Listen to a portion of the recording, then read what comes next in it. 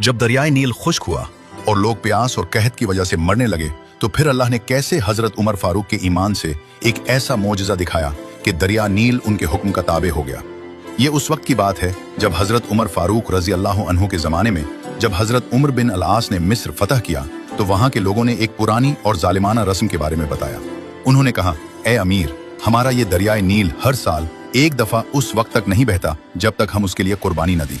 उन्होंने बताया कि हम हर साल एक खूबसूरत कमारी लड़की को चुनते हैं, उसे अच्छे कपड़े और जेवरात पहनाते हैं और फिर जिंदा दरिया में फेंक देते हैं ताकि दरिया में पानी आए और खेत सैराब हो।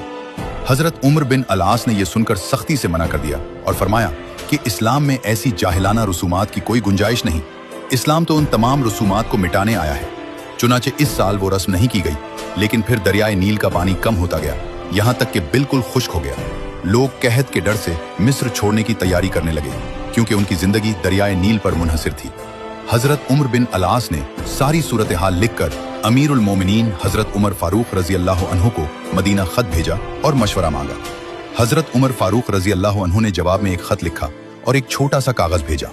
आपने हजरत उमर बिन अल-आस को कहा कि ये कागज दरियाए नील में डाल दे।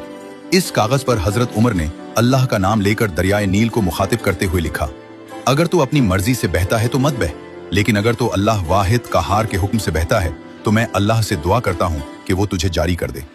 जब हजरत उमर बिन अल-आस रजी अल्लाह अन्हु ने इस खत को पढ़ा तो आपकी आंखों में आंसू आ गए। ये जुमा का दिन था। नमाज जुमा के बाद लोगों को जमा किया गया और बताया गया कि अमीरुल मोमिनीन ने क्या पैगाम भेजा है।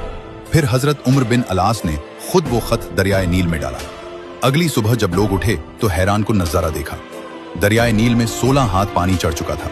एक ही रात में दरिया लबरेज हो गया। पानी किनारों से टकरा रहा था और जमीनें सैराब हो रही थी और इस मोजज़े से मिस्र के बहुत से लोगों ने इस्लाम कबूल कर लिया।